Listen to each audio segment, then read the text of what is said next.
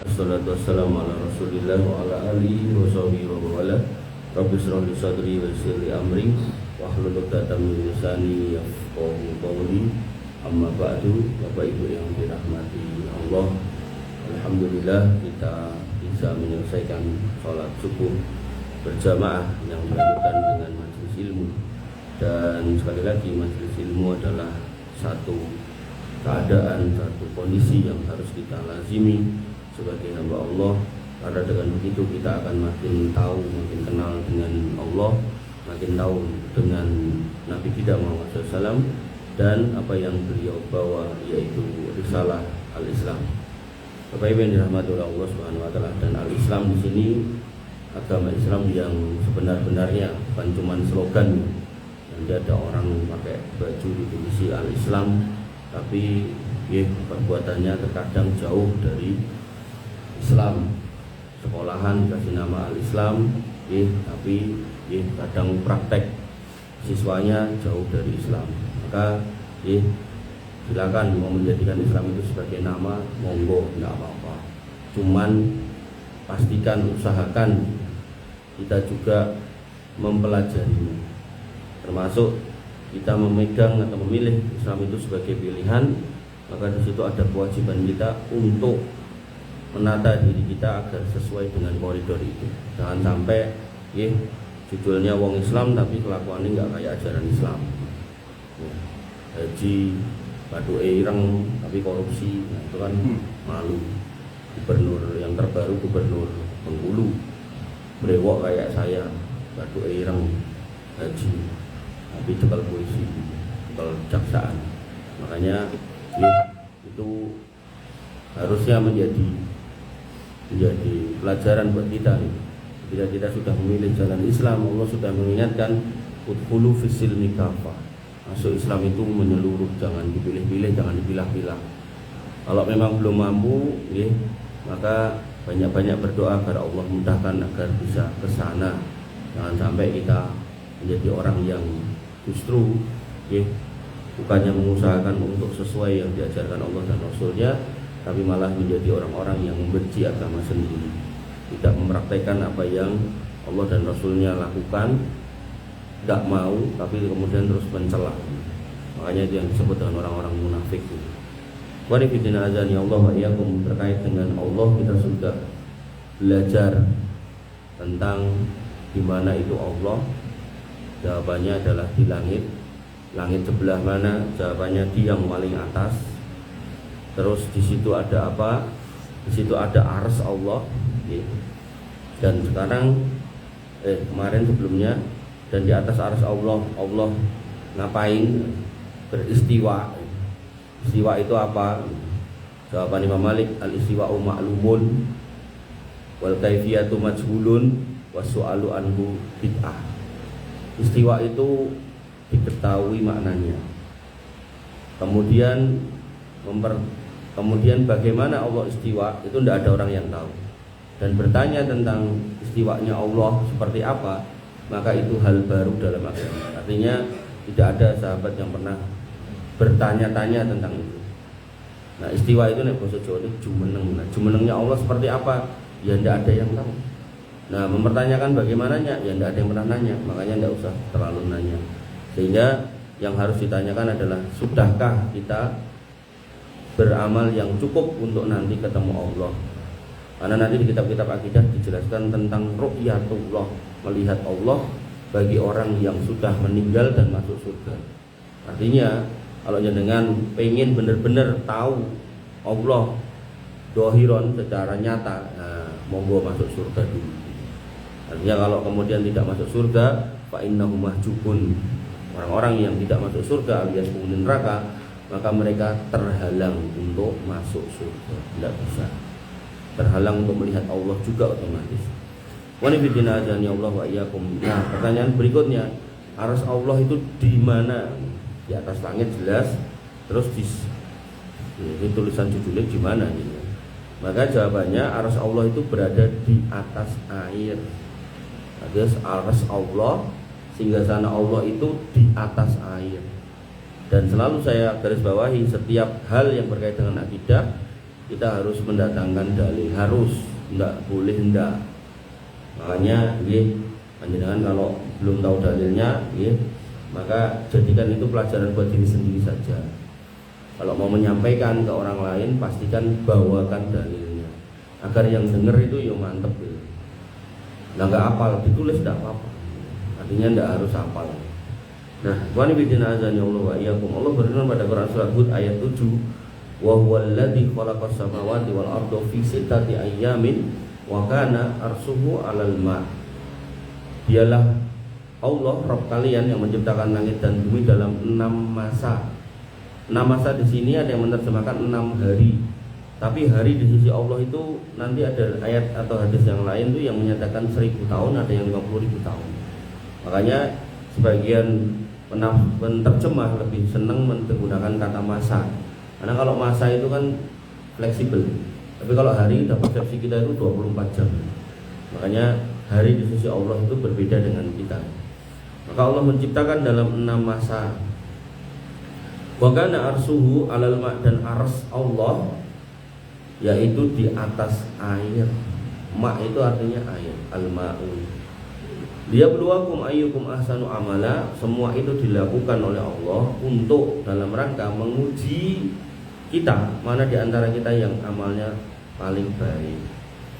Wa nabiyina azani Allah wa iyyakum. Dalam ayat ini Allah memberikan berita bahwa arsnya berada di atas air sebelum Allah menciptakan langit dan bumi dan berikut isinya. Jadi Allah sudah ada di sana, ya, di atas ars yang arsnya itu di atas air. Sehingga urutannya langit ke-7, lalu kemudian air, lalu kemudian ars Allah. Di atas ars ada kursi. Nah, kursi adalah tempat untuk meletakkan kaki Allah Subhanahu wa taala. Itu pun juga tidak usah dibayang-bayangin. Jelas kaidahnya laisa kamitslihi syai'un wa huwas samiul basir. Allah itu tidak serupa, tidak menyerupai makhluknya siapapun, dan Allah Maha mendengar lagi Maha melihat. Kita mendengar juga dan melihat juga, tapi mendengarnya Allah dan melihatnya Allah berbeda dengan kita. Makanya terkait dengan Allah punya kaki, kita imani Allah punya kaki. Ketika dijelaskan Al-Kursi itu tempat untuk meletakkan kaki Allah, kita juga imani. Tapi bagaimananya tidak usah kita bayangkan. Dan mempertanyakan juga sebuah kekeliruan. Itu berarti bedanya apa karo agama Kristen yang nggak boleh bertanya kalau Isa Al-Masih itu adalah manusia tapi juga Tuhan. Daripada bingung rasa kok kok kata pendetanya. Maka jelas berbeda nih. Kalau Isa Al-Masih itu jelas manusia kok gitu.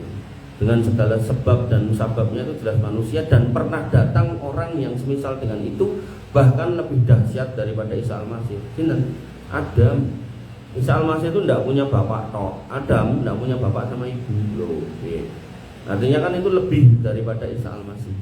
Makanya itu bukan perkara yang tidak boleh dibahas, justru harus dibahas kalau itu. Tapi kalau detail tentang Allahnya, nah di situ kita punya keterbatasan hanya sebatas yang Allah dan Rasulnya jelaskan. Berbeda dengan Isa Al-Masih, dilihat orang, ketemu orang, ngobrol dengan orang, makan bareng dengan orang, bahkan berinteraksi dengan orang berbagai macam, maka itu jelas bisa dibahas, tidak ada masalah. Wa nabiyina azani Allah wa iyyakum. Qatadah rahimahullah, salah seorang ulama tafsir dari kalangan tabi'in, mengatakan yunabbiukum rabbukum tabaraka wa ta'ala kaifa kana bada'a khalqah qabla ay yakhluqa as-samawati wal ard. Allah menyampaikan pada ayat tadi itu, yaitu Hud ayat 7, kepada kita semua bagaimana Allah itu memulai ciptaannya sebelum Allah menciptakan langit dan bumi. Yaitu apa? Allah berada di atas arsnya, yang arsnya berada di atas air. Sebelum ada langit dan bumi, sebelum ada kita, Allah sudah ada di atas sana. Makanya ketika ini ada, terus kita suruh mengimani sesuatu yang ada, yaitu Allah yang lebih dulu ada, maka ya itu tidak ada hal yang aneh, biasa gitu. Makanya kadang ada mbah-mbah tua itu lewat satu kampung, cerita sama cucunya, biyen pas bae sak umuran iki omah sak mini mbane ora enek. Sing enek mung omahe bapak lan simbah ning ngono kuwi, sing saiki dadi omahmu. Kan ngoten niku. Makanya ketika tadi Allah nyatakan bahwasanya Allah itu sudah berada di atas ars, yang arsnya di atas air, dan kemudian baru menciptakan langit dan bumi, dan kita baru ada Maka naudzubillah kalau kita manusia yang baru ada kok mengingkari yang belum ada. Makanya di kota-kota besar itu kadang masih tersisa rumah-rumah tua yang memelihara sapi di tengah kota. Dan dia ketika dimarahi sama tetangganya, dia balik nesu. Kowe kuwi teko kene sadurunge aku enek kecil aku wis ngingu sapi ning kene. Atusan UMS niku. Lho kan pun gedung-gedung dhuwur niku tesanan wong kebo sak pirang-pirang. Ah, si pendatang harusnya ya jangan terlalu galak. Wong jenengan datang ke tempat dekat rumah yang ada kebunnya, ya harus maklum nek dhek mambu napa kebon niku. Jangan kemudian malah dimarahi terus konvensiun ning kebo gitu kan. Aku nek ngingu tuyul malah marah kawan gitu. Makanya seorang muslim harus paham gitu. Ketika jenengan mau pindah rumah itu jenengan pindah kemana gitu. Misal enten jenengan yang mau pindah rumah dekete Putri Cempo sana. Terus jenengan ngomong iki mambu sampah tolong dibuat sampahnya aja ning kene protes. Kan aneh gitu. Jenengan yang datang wis ngerti ning kono mambu sampah kok. Mosok jenengan protes kondisinya seperti itu. Jangan ya. Maka ikhwani fillah azani Allah wa iyyakum. Ya, seorang muslim harus kemudian bisa menghargai keadaan sebelum kita datang. Dinyatakan dalam hadis dari Imran bin Husain bahwa ada beberapa penduduk Yaman yang menemui Nabi SAW dan menanyakan tentang ayat tadi. Kami datang kepada jenengan untuk menanyakan perihal ayat tadi, Hud ayat 7. Dan itu biasanya dalam Islam. Orang yang tidak tahu tanya kepada orang yang lebih tahu. Dan qadarullah pada waktu itu yang paling tahu ya Nabi Muhammad. Karena Nabi Muhammad kalau ditanya nggak tahu, beliau juga nggak akan ngarang nunggu wahyu. Nah, penaknya zaman dulu mantan. Tapi bukan berarti sekarang nggak penak. Sekarang ya tetap penak karena semuanya sudah komplit. Makanya ayat yang turun ketika Haji Wada itu salah satunya al-yauma akmaltu lakum dinakum wa atmamtu alaikum nikmati wa raditu lakumul Islam madinah. Bahwasanya hari ini sudah aku sempurnakan, aku cukupkan Islam ini sebagai agama. Sehingga Islam itu akan bisa menjawab semua pertanyaan manusia dari masa ke masa sampai hari kiamat. Tinggal sinten yang jenengan tanya. Nek jenengan tanya ke Ustadz A, ya, kemudian dia nggak tahu, ampun gelo. Mang tanya ke Ustadz B nggak tahu, ampun gelo. Tanya ke C, sampai ada yang bisa menjawab. Karena Allah sudah mengatakan di dalam Al-Quran, fas'alu ahla dzikri in kuntum la ta'lamun. Tanyalah kepada ahli zikir, bukan orang ahli wirid. Buatan adzikron Al-Quran berarti ahli Quran, ahli ilmu. Kalau kamu tidak tahu, berarti akan ada terus orang yang tahu. Apalagi kalau ada majelis ilmu, ya lama-lama kita yang tidak tahu ya lama-lama jadi tahu. Sehingga pentingnya majelis ilmu, pentingnya bertanya dengan ahli ilmu. Dan biasa. Dan jenengan kalau ditanya randang dijawab ampun mutung. Enten wong WA niku ya namanya uloe kadang kan sing WA nggih kata kegiatan kata tak delok tok niku kula tandai melih nek dereng terbaca, tapi pun kula delok. Nah, mutung WA-ne dihapus. Ndak jadi we tak dulu. Padahal gari ngenteni mungkin sesuk apa sesuke kula cepake jawabane. Kadang tendalan kula waca ngono. Makanya nggih Bapak Ibu yang dirahmati oleh Allah Subhanahu wa taala, santai mawon nggih kalau kemudian berinteraksi dengan seorang ustaz. Nah, dulu pernah ada di kajian daerah Sukoharjo itu ada seorang dokter bidang sumber daya air, kuliah di Perancis. Jadi datang ngobrol pokoknya intinya menunjukkan saya itu S3 Perancis, saya S3 Perancis, berkali-kali diulang. Nah, dia tanya kepada saya tentang haji. Yang ditanya bukan fikihnya. Nah, saya belajar fikihnya. Delalah, saya itu tidak belajar sejarahnya. Saya belajar fikih tapi tidak belajar sejarahnya. Jadi haji itu ada haji tamattu, haji qiron sama haji ifrad. Nah, nek tanya fikih saya bisa jawab insyaallah. Saya banyak baca beberapa kitab fikih itu, apalagi haji itu. Yang ditanya itu, kenapa kok bisa ada 3 haji ini? Sejarahnya gimana? Tolong ceritakan. Lah kok ya delalah pas aku ora tau sinau sejarahnya urutane haji macam haji ini loh gitu. Kok iso enak haji ini. Karena haji itu kan Nabi itu haji cuma sekali. Berarti kan haji cuma Nabi cuma mempraktekkan 1 kok bisa muncul 3. Delalah gitu loh, saya kok ya enggak tahu. Ya otomatis saya enggak mau ngarang tak saya jawab, saya enggak tahu Pak. Jawaban dia kok. Mosok ustaz ra ngerti gitu.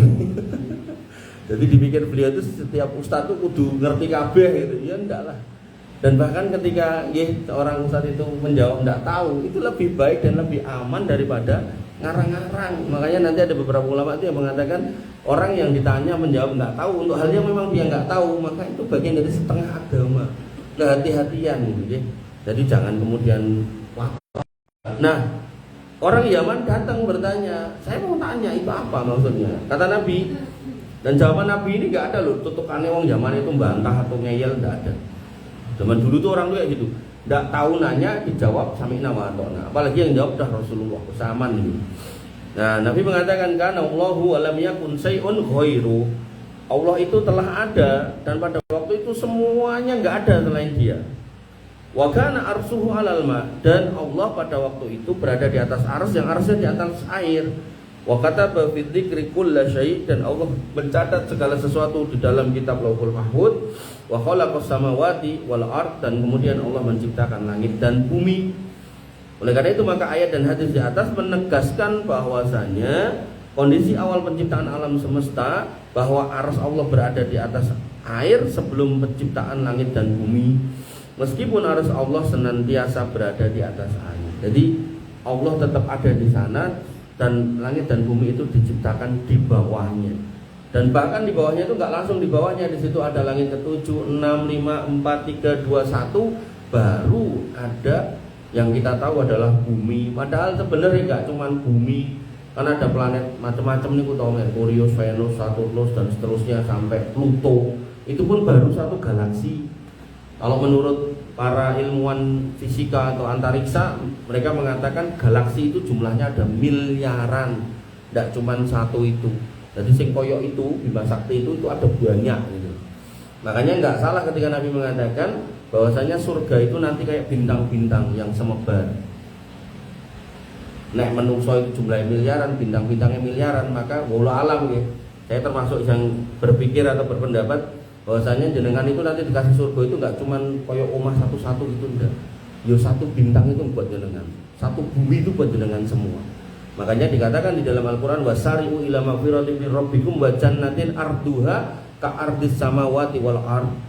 Bersegeralah kepada ampunan Allah, yang mana Allah siapkan surga yang luasnya buminya si surga itu ombone itu sak ombone langit karo bumi. Berarti kan gede banget.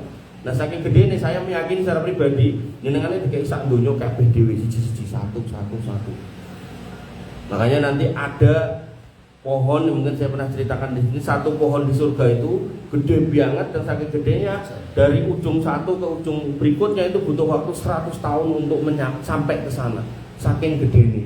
Makanya kalau saya pernah contohkan juga tahun nek wetringin ten Depok itu sak gede ini segitu aja, terus ada Solo, ada Jawa Tengah, ada Indonesia, ada bumi. Maka jangan bisa bayangkan nek ada pohon yang segede itu, maka luasnya itu pasti lebih besar daripada bumi kita. Makanya dikatakan ka ardis samawati wal ard, seperti langit dan bumi. Jadi kalau langit itu ombo, buminya sudah ombo, itu digabung. Nah itu kayak dengan siji nyoh. Nah tinggal nanti kedudukannya ada yang di bawah, ada yang di atas. Sing ning dhuwur enggak akan ngece yang di bawah enggak akan ngelok ke sini dhuwur. Kenapa? Karena masing-masing menikmati punyanya sendiri dan enggak akan melihat punyanya tetangganya. Makanya nggih jenengan nek gadah napa-napa niku enten hikmahe, ndak usah cerita-cerita sama orang. Nek cerita ya mending nek ketemu orang soleh terus mendoakan mudah-mudahan barokah Mas, barangmu iki kuwi. Tapi nek kemudian ketemu wong hasad jenengan dipentelengi terus akhirnya kena ain. Ora loro apa-apa, ora salah mangan apa-apa, ngerti-ngerti loro. Nah, itu namanya ain. Makanya seorang bapak yang punya anak kecil ya, disunahkan untuk mendoakan anaknya, uidu bika bikalimatillahi tamah, aku minta perlindungan untukmu dengan menyebut nama Allah yang sempurna, wa min ainin lamah, dan dari ain yang jelek, pandangan yang jahat. Jadi meneleng tok itu bisa marahi loro orang. Makanya jangan napa istilahnya pamer-pamer. Saat ini bahasa saat ini flexing. Lagi tuku sendal jepit itu ada di-upload gitu kan.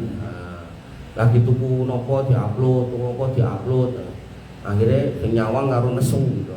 Di-upload, aku tanggane sebelah ngar atau diteri. Akhirnya jenengan ngerti-ngerti loro, opnam. Digoleki penyakitnya ra ketemu, diruyah ora mari. Ternyata tonggone sebelah omah. Makanya Bapak Ibu yang dirahmati oleh Allah Subhanahu wa taala, ngoten nggih, agama itu menjelaskan semuanya. Tinggal jenengan mana yang jenengan butuhkan, jenengan mau memulai.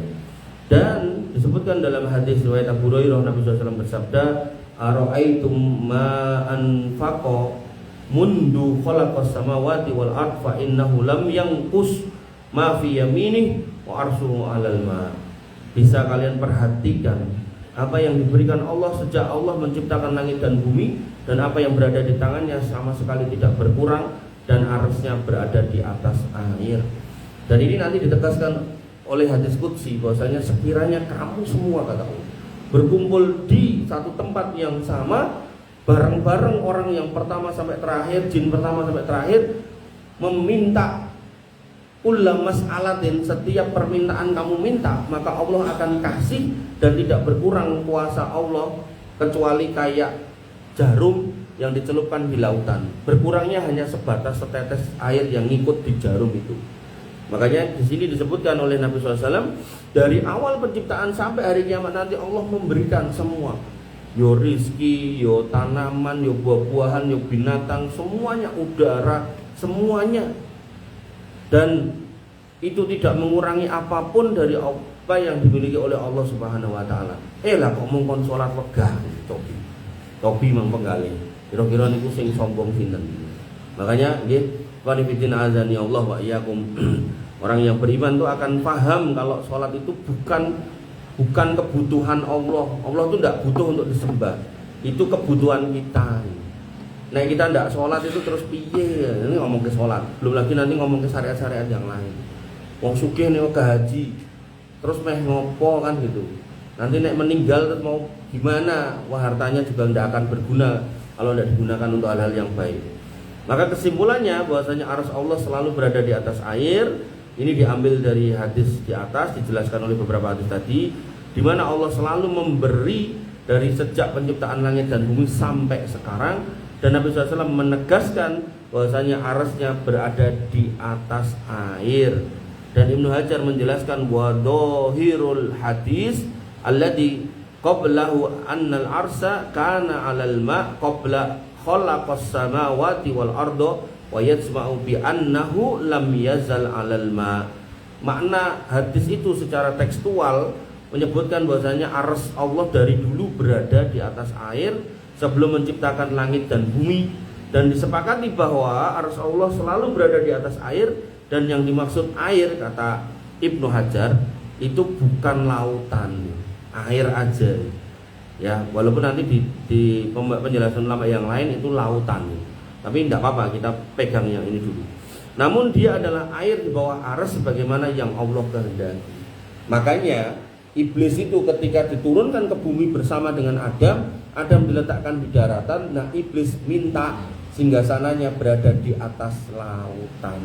Makanya bayi setan itu namanya iblis, itu ada di tengah lautan.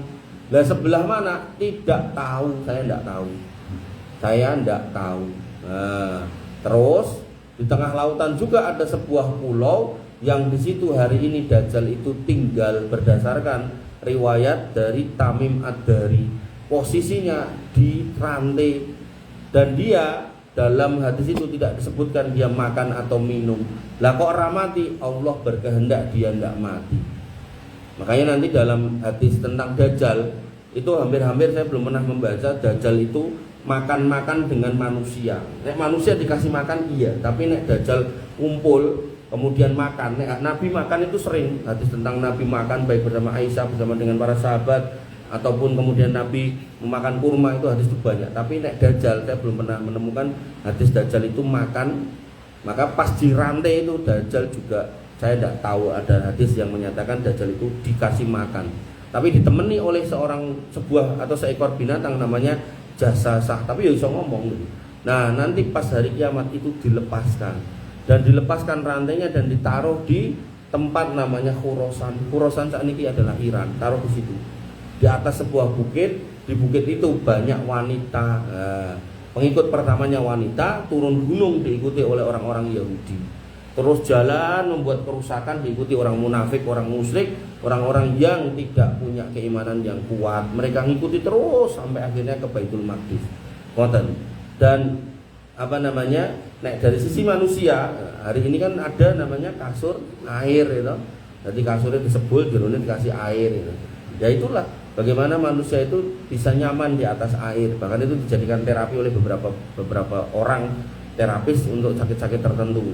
Nah, maka Bapak Ibu yang dirahmati oleh Allah Subhanahu wa taala, apapun yang dilakukan jin, setan, manusia, mereka pengen di atas air, maka itu tidak akan mengubah posisinya kalau kita adalah makhluk Allah yang wajib menyembah Allah.